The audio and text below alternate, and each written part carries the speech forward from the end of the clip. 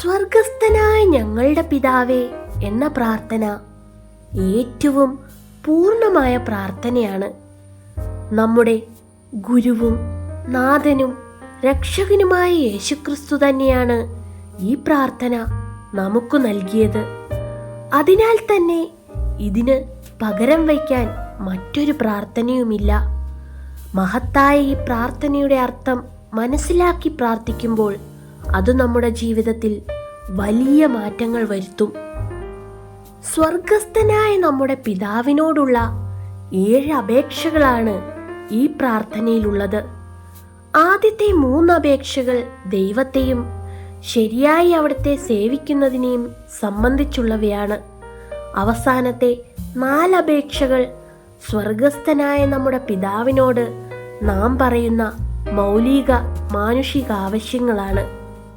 സ്വർഗസ്ഥനായ ഞങ്ങളുടെ പിതാവേ, നമ്മൾ സ്വർഗസ്ഥനായ പിതാവിൻ്റെ മക്കളാണെന്ന് സന്തോഷപൂർവ്വം തിരിച്ചറിയാൻ സ്വർഗസ്ഥനായ ഞങ്ങളുടെ പിതാവേ എന്ന് ഏറ്റുചൊല്ലുന്നതിലൂടെ നമുക്ക് സാധിക്കുന്നു. പിതാവായ ദൈവം തൻ്റെ മക്കളിൽ ഓരോരുത്തരെയും വ്യക്തിപരമായി സ്നേഹിക്കുന്നു.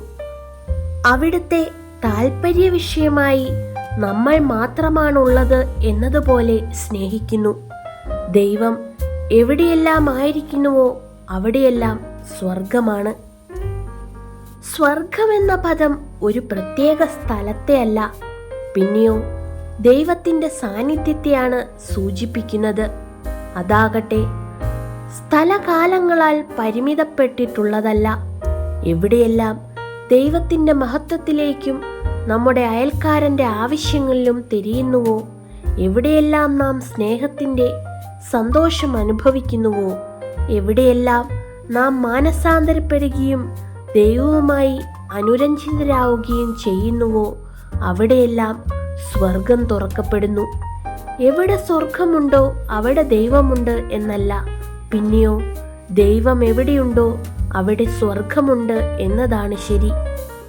അങ്ങയുടെ രാജ്യം വരേണമേ, അങ്ങയുടെ രാജ്യം വരേണമേ എന്ന് നാം പ്രാർത്ഥിക്കുമ്പോൾ ക്രിസ്തുവിനോട് അവിടുത്തെ വാഗ്ദാനമനുസരിച്ച് വീണ്ടും വരാൻ നാം പ്രാർത്ഥിക്കുകയാണ്. ഭൂമിയിൽ തുടങ്ങിക്കഴിഞ്ഞിരിക്കുന്ന ദൈവത്തിൻ്റെ ഭരണം സുനിശ്ചിതമായി പ്രബലപ്പെടട്ടെ എന്നും നാം പ്രാർത്ഥിക്കുന്നു. ജെറുസലേമിലെ വിശുദ്ധ സിറിൽ പറയുന്നത് പോലെ ശുദ്ധിയുള്ള ഒരു ആത്മാവിന് മാത്രമേ പ്രത്യാശാപൂർവം അങ്ങയുടെ രാജ്യം വരേണമേ എന്ന് പറയാൻ കഴിയൂ. അതിനാൽ വാക്കിലും ചിന്തയിലും പ്രവൃത്തിയിലും നമ്മെ തന്നെ ശുദ്ധീകരിച്ചുകൊണ്ട് ഈ അപേക്ഷ നമുക്ക് ഏറ്റുചൊല്ലാം. അങ്ങയുടെ തിരുമനസ് സ്വർഗത്തിലെ പോലെ ഭൂമിയിലുമാകണമേ. ദൈവത്തിൻ്റെ ഹിതം സാർവത്രികമായി നിറവേറണമെന്ന് നാം പ്രാർത്ഥിക്കുമ്പോൾ അത് സ്വർഗത്തിലായിരിക്കുന്നത് പോലെ ഭൂമിയിലും നമ്മുടെ ഹൃദയത്തിലുമായിരിക്കണമെന്ന് നാം പ്രാർത്ഥിക്കുകയാണ്.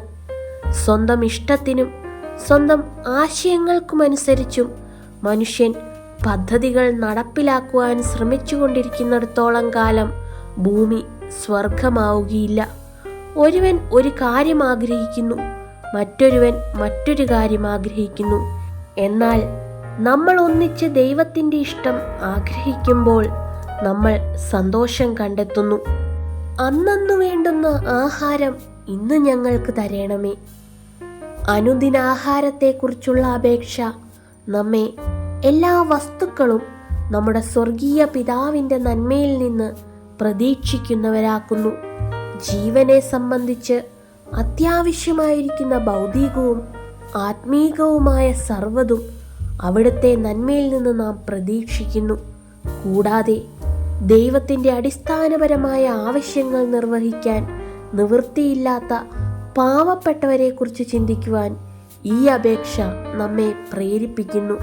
ദരിദ്രരോടും പാവപ്പെട്ടവരോടുമുള്ള തൻ്റെ യഥാർത്ഥ ഉത്തരവാദിത്വത്തെക്കുറിച്ച് ചിന്തിക്കാതെ ഈ യാചന ഉരുവിടാൻ ഒരു ക്രിസ്ത്യാനിക്കും സാധ്യമല്ല. മനുഷ്യർ അപ്പം കൊണ്ടു മാത്രമല്ല, ദൈവത്തിൻ്റെ നാവിൽ നിന്ന് പുറപ്പെടുന്ന ഓരോ വാക്കുകൊണ്ടുമാണ് ജീവിക്കുന്നത്. ഭൗതിക വസ്തുക്കൾ കൊണ്ട് തൃപ്തിപ്പെടാനാവാത്ത ഒരാധ്യാത്മിക വിശപ്പ് മനുഷ്യർക്കുണ്ടെന്ന് വിശുദ്ധ ലിഖിതം നമ്മെ ഓർമ്മപ്പെടുത്തുന്നു. അതിനാൽ അന്നന്നു വേണ്ട ആഹാരം എന്നതുകൊണ്ട് അർത്ഥമാക്കുന്നത് ആത്മാവിനും ശരീരത്തിനും ആവശ്യമായ ഭക്ഷണം അതിൻ്റെ ശരിയായ അളവിൽ ലഭിക്കുക എന്നുള്ളതാണ്. ശരീരത്തിന് ആവശ്യമായ അപ്പമില്ലാത്തതുകൊണ്ട് ഒരുവന് മരിക്കാൻ കഴിയും. പക്ഷേ ഈ അപ്പം മാത്രം സ്വീകരിച്ചതുകൊണ്ടും ഒരുവന് മരിക്കാൻ കഴിയും, ആത്മീയമായ മരണം. അതിനാൽ ഈ അപേക്ഷ വാക്കുകളുടെ അർത്ഥതലങ്ങൾക്കും അപ്പുറം മനുഷ്യന്റെ രക്ഷയ്ക്കാവശ്യമായ എല്ലാ ആവശ്യങ്ങളിലേക്കും കടന്നു ചെല്ലുന്നു.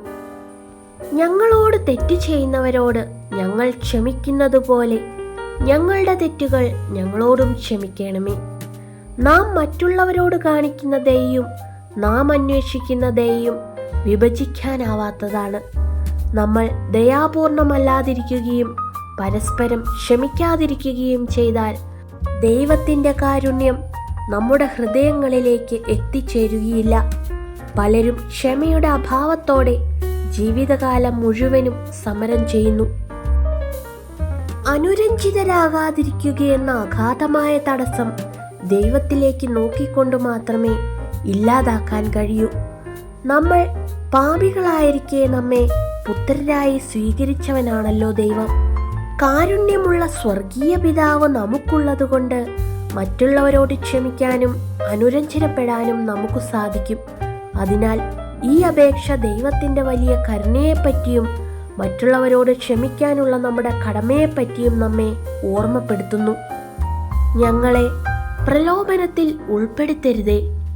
ജീവിതത്തിലെ ഓരോ ദിവസവും ഓരോ മണിക്കൂറിലും നമ്മൾ പാപത്തിൽ വീഴുവാനുള്ള അപകട സാധ്യതയിലൂടെയാണ് കടന്നു പോകുന്നത്. അതുകൊണ്ട് പ്രലോഭനത്തിൻ്റെ ശക്തിയിൽ നമ്മെ രക്ഷാമാർഗമില്ലാത്തവരായി വിട്ടുകളയരുതെന്ന് നാം ദൈവത്തോട് യാചിക്കുന്നു. നമ്മൾ ദുഷ്ടരെ എതിർക്കാൻ ശക്തിയില്ലാത്ത ദുർബലരായ മനുഷ്യരാണെന്ന് പിശാചിനാൽ പരീക്ഷിക്കപ്പെട്ടിട്ടുള്ള യേശുവിനെ നന്നായി അറിയാം. പരീക്ഷയുടെ മണിക്കൂറിൽ ദൈവസഹായത്തിന് ആശ്രയിക്കണമെന്ന് പഠിപ്പിച്ച അവിടുന്ന് സ്വർഗസ്ഥനായ ഞങ്ങളുടെ പിതാവേ എന്ന പ്രാർത്ഥനയിലൂടെ നാം യാചിക്കുന്നത് കാരുണ്യപൂർവ്വം അനുവദിച്ചു തരുന്നു. തിന്മയിൽ നിന്ന് ഞങ്ങളെ രക്ഷിക്കണമേ. സ്വർഗസ്ഥനായ ഞങ്ങളുടെ പിതാവേ എന്ന പ്രാർത്ഥനയിൽ പറയുന്ന തിന്മ എന്നതുകൊണ്ട് നിഷേധാത്മകമായ അരൂപിക്കെടുത്ത ശക്തിയോ ഊർജമോ അല്ല അർത്ഥമാക്കുന്നത്. പിന്നെയോ വ്യക്തിയായിരിക്കുന്ന തിന്മയാണ് വിവക്ഷിക്കുന്നത്. അതായത് പരീക്ഷകൻ, നുണകളുടെ പിതാവ്, സാത്താൻ അഥവാ പിശാച് എന്നിങ്ങനെയുള്ള പേരുകളിൽ വിശുദ്ധ ലിഖിതത്തിൽ പറയുന്ന തിന്മയുടെ വ്യക്തിയെയാണ് ഉദ്ദേശിക്കുന്നത്. ലോകത്തിലെ തിന്മയ്ക്ക് സർവനാശം വരുത്താൻ വേണ്ട ശക്തിയുണ്ടെന്ന കാര്യം നിഷേധിക്കാൻ ആർക്കും സാധിക്കുകയില്ല. എന്നാൽ പിശാചിൻ്റെ ഏറ്റവും വഞ്ചനാത്മകമായ തന്ത്രം താനില്ലെന്ന് നമ്മെ ബോധ്യപ്പെടുത്തുക എന്നുള്ളതാണ്. വിശുദ്ധ ലിഖിതം മാത്രമാണ് കാര്യങ്ങൾ കൃത്യമായി പറയുന്നത്. എന്തെന്നാൽ നമ്മൾ മാംസത്തിനും രക്തത്തിനും എതിരായല്ല, പ്രഭുത്വങ്ങൾക്കും ആധിപത്യങ്ങൾക്കും ഈ അന്ധകാര ലോകത്തിലെ അധിപന്മാർക്കും സ്വർഗീയ ഇടങ്ങളിൽ വർത്തിക്കുന്ന തിന്മയുടെ ദുരാത്മാക്കൾക്കെതിരെയുമായിട്ടാണ് പടവെട്ടുന്നത്. തിന്മയിൽ നിന്ന് ഞങ്ങളെ രക്ഷിക്കണമേ എന്ന യാചന ഈ ലോകത്തിലെ സകല ദുരിതങ്ങളെയും ദൈവ തിരുമുൻപാകെ എത്തിക്കുകയും സർവ്വ തിന്മകളിൽ നിന്ന് നമ്മെ സ്വതന്ത്രരാക്കാൻ സർവശക്തനായ ദൈവത്തോട് അപേക്ഷിക്കുകയും ചെയ്യുന്നു. ആമേൻ. ക്രിസ്ത്യാനികളും യഹൂദരും അതിപ്രാചീന കാലം മുതൽ അവരുടെ സകല പ്രാർത്ഥനകളും ആമേൻ എന്നു പറഞ്ഞുകൊണ്ട് ഉപസംഹരിച്ചിരുന്നു. അതെ, അങ്ങനെയാകട്ടെ എന്നിങ്ങനെ പറയുകയാണ് അതുവഴി അവർ ചെയ്തത്. ഒരു വ്യക്തി തൻ്റെ വാക്കുകളോട് ആമേൻ പറയുമ്പോൾ, തൻ്റെ ജീവിതത്തോടും ഭാഗധേയത്തോടും ആമേൻ പറയുമ്പോൾ, തന്നെ കാത്തിരിക്കുന്ന സന്തോഷങ്ങൾക്ക് ആമേൻ പറയുമ്പോൾ സ്വർഗവും ഭൂമിയും ഒന്നിക്കുന്നു. ആരംഭത്തിൽ നമ്മെ സൃഷ്ടിച്ച സ്നേഹത്തോടുകൂടെ തന്നെ നാം ലക്ഷ്യത്തിലെത്തുകയും ചെയ്യുന്നു. യേശു പഠിപ്പിച്ച സ്വർഗസ്ഥനായ ഞങ്ങളുടെ പിതാവേ എന്ന പ്രാർത്ഥന ഒരു പ്രാർത്ഥനയേക്കാൾ കൂടിയ ഒന്നാണ്. നമ്മുടെ പിതാവിൻ്റെ ഹൃദയത്തിലേക്ക് നേരിട്ട് നയിക്കുന്ന വഴിയാണത്. സഭയുടെ ഈ ആദിമ പ്രാർത്ഥന ആദിമ ക്രൈസ്തവർ ദിവസത്തിൽ 3 പ്രാവശ്യമെങ്കിലും ചൊല്ലിയിരുന്നു. ഈ പ്രാർത്ഥന ചുണ്ടുകൾ കൊണ്ട് ചൊല്ലാനും ഹൃദയത്തിലേക്ക് സ്വീകരിക്കാനും നമ്മുടെ ജീവിതത്തിൽ അത് യാഥാർത്ഥ്യമാക്കാനും പരിശ്രമിക്കാത്ത ഒരു ദിവസം പോലും കടന്നു പോകാനിടയാകരുത്.